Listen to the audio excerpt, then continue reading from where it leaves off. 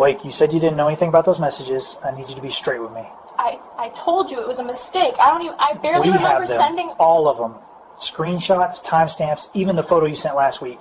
It came from this phone right here. Wait, what? You know what I'm talking about. It was a normal morning in July when the first post appeared on Facebook.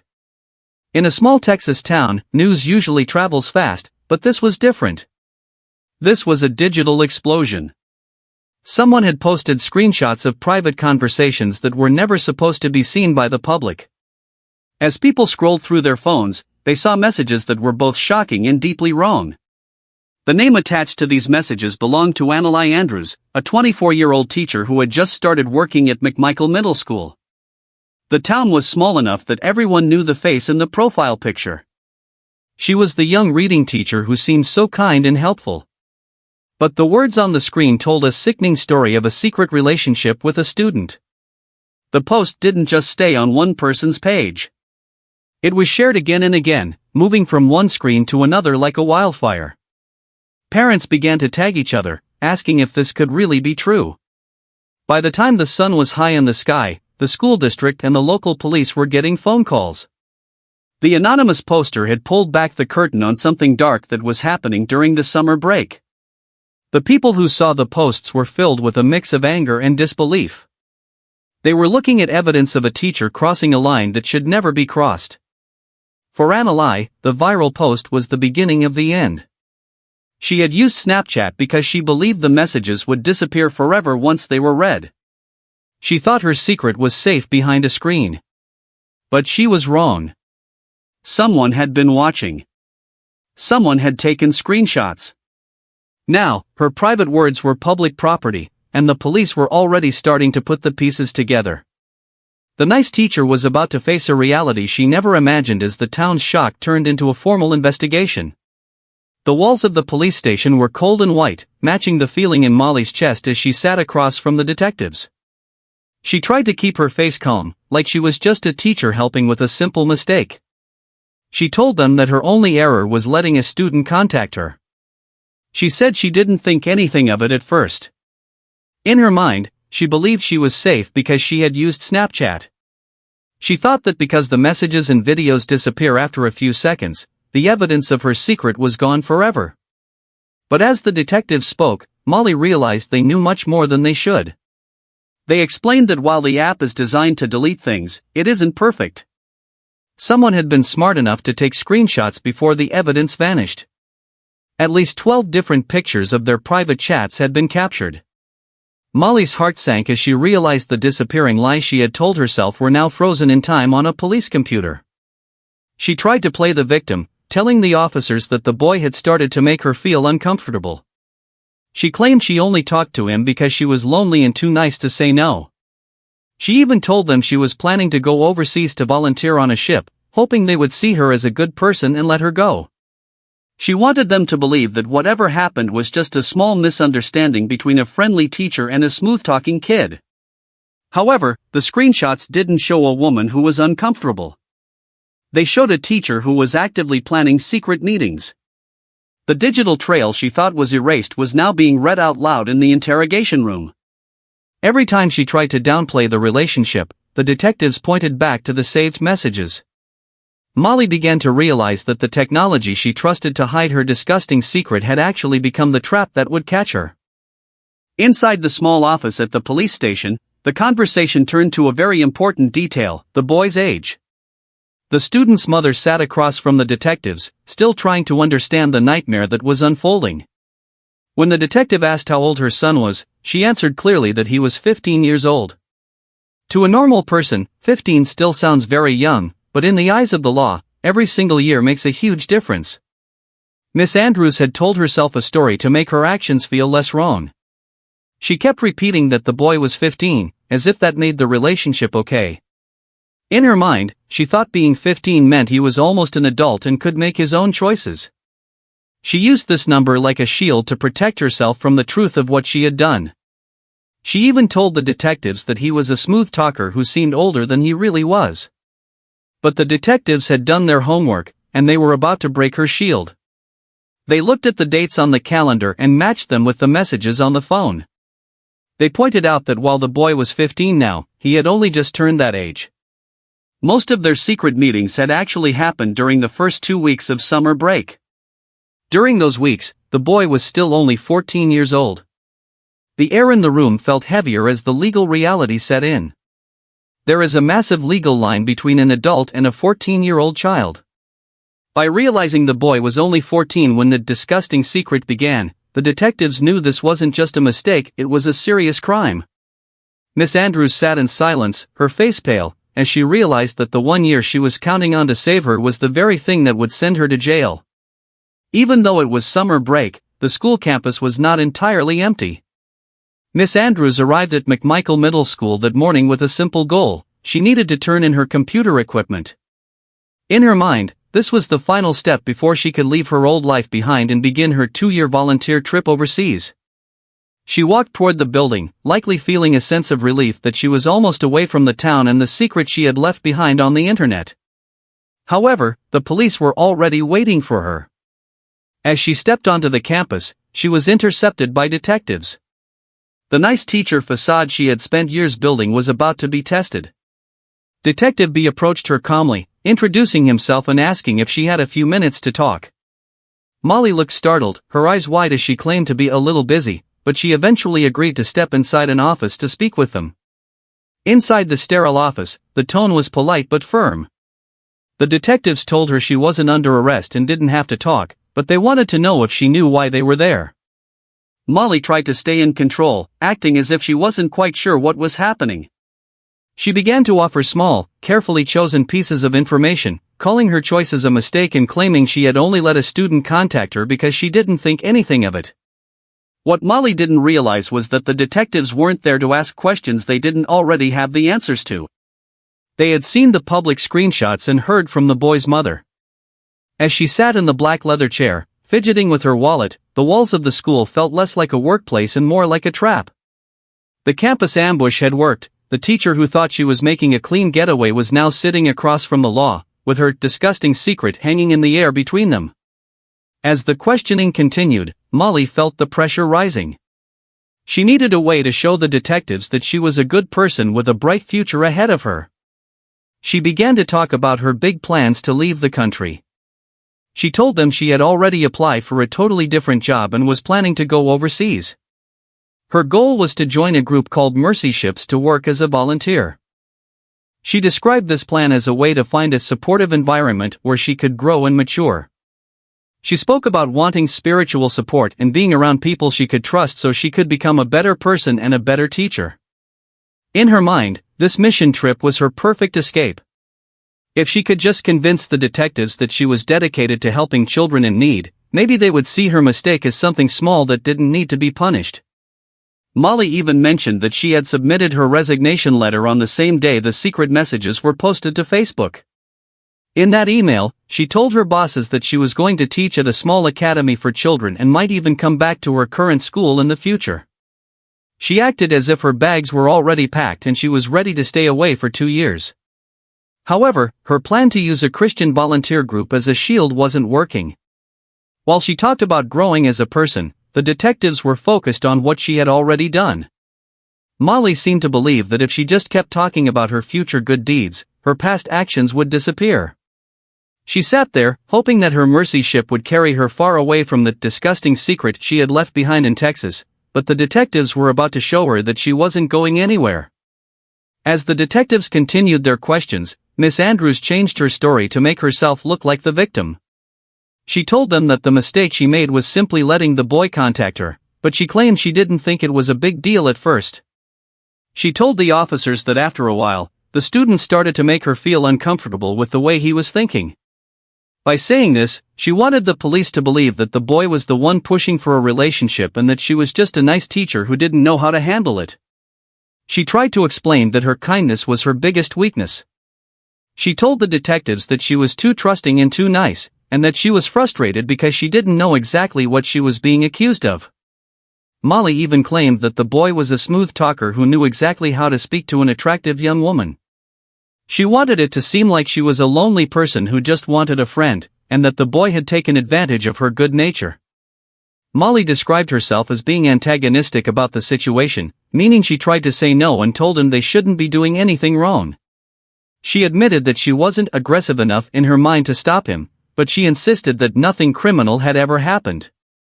She sat in the office, acting like a confused teacher who had just learned a hard lesson about being too open with people. However, her words didn't match the secret messages the police had already seen.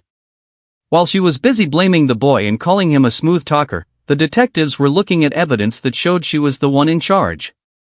She tried to hide behind her unassuming and friendly personality, hoping that if she acted like a victim, the disgusting secret of what she had really done would stay hidden. The investigation took a major turn when detectives stopped listening only to Molly's side of the story and began looking at the facts. While Molly was busy painting herself as a victim who was simply too nice, the student was sitting down for a forensic interview.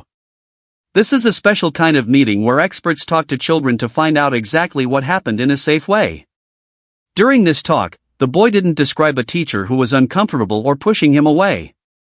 Instead, he told the detectives that the relationship started when they exchanged Snapchat information right in her classroom. The boy's truth was backed up by the data hidden inside his phone. The police performed a forensic examination, which is like a deep digital search that finds things people think they deleted. What they found was a trail of messages that proved Molly was the one taking charge. According to the child, Miss Andrews was actually the person who first started the inappropriate physical contact. This completely ruined Molly's claim that she was just trying to be a friend and that the boy was the smooth talker who tricked her. The forensic evidence showed that they hadn't just talked, they had planned specific times and places to meet when no one else was around. The boy remembered every detail, from the rides she gave him to the places she took him. His story was consistent, unlike Molly's, which kept changing every time the detectives showed her a new piece of evidence. As the detectives compared the boy's interview with the data from the phone, the disgusting secret became impossible for Molly to hide. The forensic truth showed that this wasn't a case of a teacher making a silly mistake. It was a clear pattern of an adult using her power to groom a 14-year-old child. Molly sat in the interrogation room, unaware that the boy's honesty and the digital footprints on his phone had already sealed her fate. As the detectives dug deeper, they found that Molly and the student weren't just talking online, they were meeting in person all over town. The disappearing messages on Snapchat had left behind a solid paper trail of dates, times, and locations. Molly tried to act like she only picked him up once or twice, but the messages told a different story of a relationship that was moving very fast. The digital evidence showed that the pair had agreed to meet in various public places to avoid being caught. One of the most surprising locations was a local Domino's pizza shop. Molly even wrote to the boy, telling him exactly what to say if anyone asked where he was going. "Just say you're going to hang out with a friend," she instructed him, teaching the 14-year-old how to lie to his own family. The student's mother noticed that something was wrong during those 2 weeks of summer. She told the police that her son was suddenly spending a lot of time out of the house, which was very strange for him because he usually stayed inside to play video games. She thought he was just hanging out with friends his own age, never imagining that his teacher was the one picking him up in her car. When the detectives asked Molly how many times they had actually met, she tried to downplay the number. She claimed she didn't count but thought it was maybe 3 times, or definitely less than 5. However, the boy remembered much more. He told the police they had met at least 6 or 7 times. Every parking lot meeting and every trip to Domino's was a new chapter in the disgusting secret that Molly could no longer deny. The paper trail was growing, and it was leading the police straight to the most disturbing part of the story. As the investigation continued, the detectives asked Molly where else she had taken the boy. She finally admitted that they had visited a special property that she called the mansion. This wasn't just any house, it was a large, vacant property that belonged to her mother. Molly explained that the house was usually empty and was only sometimes rented out to guests. To her, it seemed like the perfect place to hide because it was private and away from the busy parts of town. Molly tried to make the trips to the mansion sound innocent. She told the detectives it was just a nice place to hang out and that they would spend their time talking. She acted like she was simply showing the boy a cool house. However, the student's story was much more serious. He told the police that the mansion was where their secret relationship became much more than just talking. He described how they would spend hours there, far away from anyone who might recognize them. Later, Molly agreed to take the investigators to the property so they could see it for themselves. Walking through the large, quiet house, the detectives began to see the truth. This mansion wasn't a place for a teacher to mentor a student, it was a place where Molly felt she could do whatever she wanted without getting caught. The empty rooms and long hallways held the biggest parts of her disgusting secret. While they were at the property, the detectives looked for any signs of a struggle or broken items, but everything looked normal. This showed them that the boy hadn't been forced by physical strength, but rather by the trust he had in his teacher. Molly stood in the house she knew so well, still trying to act like nothing bad had happened. She didn't realize that by bringing the police to the mansion, she was helping them find the exact spot where she had broken the law. While they were at the mansion, the detectives began to ask about what else happened when they were alone. They had seen messages that mentioned things that were not legal. Molly finally admitted that they didn't just talk or hang out. She told the detectives that the boy had brought marijuana to the house and offered her some. Even though she was the adult and his teacher, she said yes and they smoked it together. Molly tried to act like this was not a big deal. She told the officers that they just smoked together like people smoke. She wanted them to think it was just a normal thing that friends do. However, the detectives knew that an adult smoking drugs with a 14-year-old child is a very serious crime. It showed that Molly was not acting like a teacher or a protector. Instead, she was breaking the law and encouraging a child to do the same. The detectives believed that the drug use was a way for Molly to groom the student. Grooming is when an adult does nice things or shares secrets with a child to make them feel special and to lower their guard. By smoking with him, Molly was making the boy feel like they were equals and that they had a secret bond that no one else understood. She was creating a world where the normal rules for teachers and students didn't apply. As she talked about the marijuana, Molly still tried to keep her nice teacher image. She made sure to tell the detectives that they didn't use any hard drugs like cocaine. She seemed to think that as long as she wasn't doing the worst possible things, she was still a good person. But the detectives were starting to see the full disgusting secret. The drugs were just one more way Molly had used her power to put a young student in danger. As the detectives continued to search for the truth, they found evidence that proved Molly was planning her actions carefully. While she tried to say that the boy was the one who was forward and that things just happened in the moment, the student told a very different story. He remembered a specific stop they made on the way to the mansion. According to the boy, Miss Andrews stopped her car at a CVS pharmacy. Inside the store, she didn't buy snacks or drinks. Instead, she purchased condoms to use later at the house. This was a huge detail because it showed that Molly wasn't just a teacher who made a mistake under pressure. It showed that she was thinking ahead and preparing for what was going to happen at the mansion. She wasn't being forced or tricked, she was the one getting everything ready. The student's memory was very clear about this stop. He even told the police that after their meetings at the mansion, the used items were thrown away in a nearby creek to hide the evidence. The detectives looked into these details and realized that Molly had been the one in charge of the situation the entire time. By buying those items herself, Molly had created a paper trail that proved her guilt. It was no longer a matter of his word against hers. The fact that a 24-year-old teacher went into a store to buy those things for a 14-year-old student was a sickening part of the disgusting secret. It proved that she had every intention of breaking the law long before they ever reached the mansion. Inside the office at the mansion, the detectives were ready to ask the most difficult questions. The teacher sat in her chair, looking small and nervous as the truth began to come out. She could no longer hide behind her stories about just talking or being too nice. The detectives asked her exactly how many times things had gone too far. Molly finally broke her silence. She admitted that an inappropriate sexual event had happened between her and the student.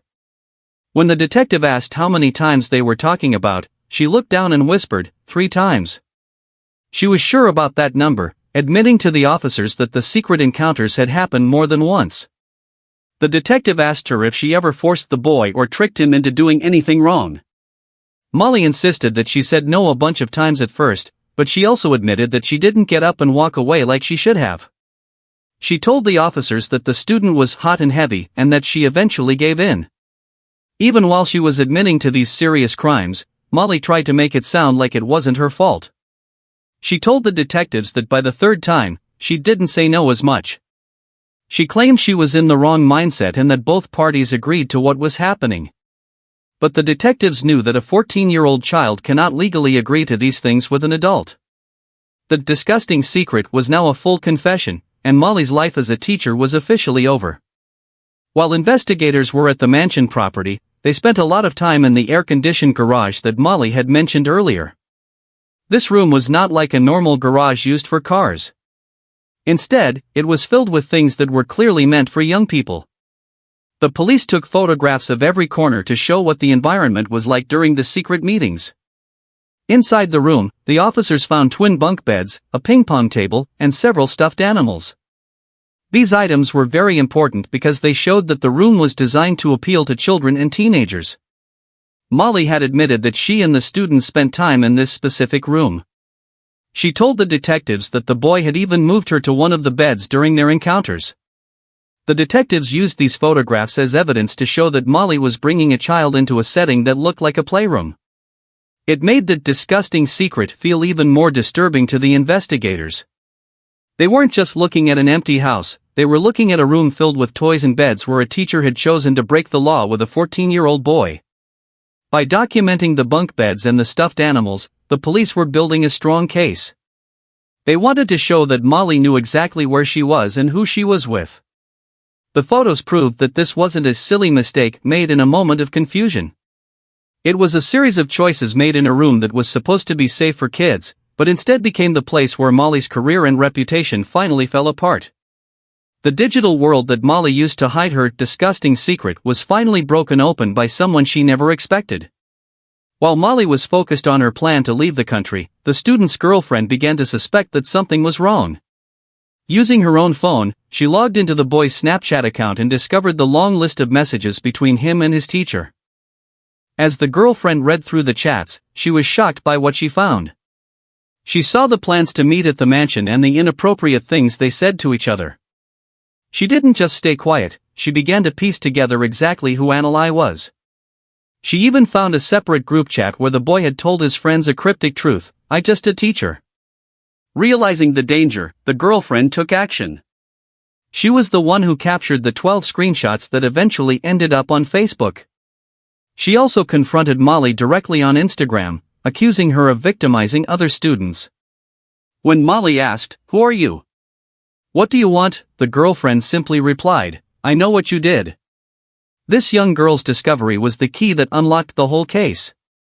Without her bravery in looking for the truth and sharing it online, Molly's secret might have stayed hidden forever.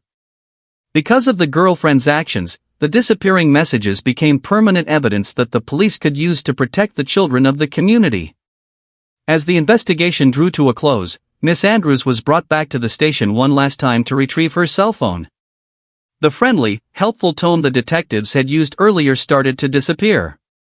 They had uncovered more than just the relationship with the 15-year-old boy, they had seen the accusations made by the student's girlfriend on social media. These messages claimed that there might be other victims in the school district. The detective looked her in the eyes and told her not to be offended, but he had to ask a very serious question: had anything like this ever happened before with anyone else? He urged her to be honest and get it out if there was more to the story. This was her final chance to come clean before the legal system took over. Annalai didn't hesitate. She looked back at the detective and gave her final lie. "No, sir," she said firmly. When he asked her again to give him her word on that, she replied, "I promise you." She was still trying to protect her nice teacher image, even though the world around her was falling apart. She wanted the police to believe that this was just one mistake and that she wasn't a danger to other children.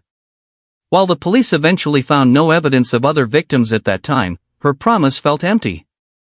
The detectives knew that a person who could lie about a 14-year-old for weeks could lie about anything. As she walked out of the station with her phone, she likely thought she had successfully navigated the final hurdle.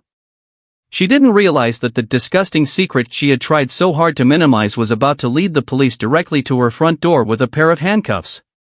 The final chapter of Annalai Andrews' story began not in a classroom, but on the front porch of her home.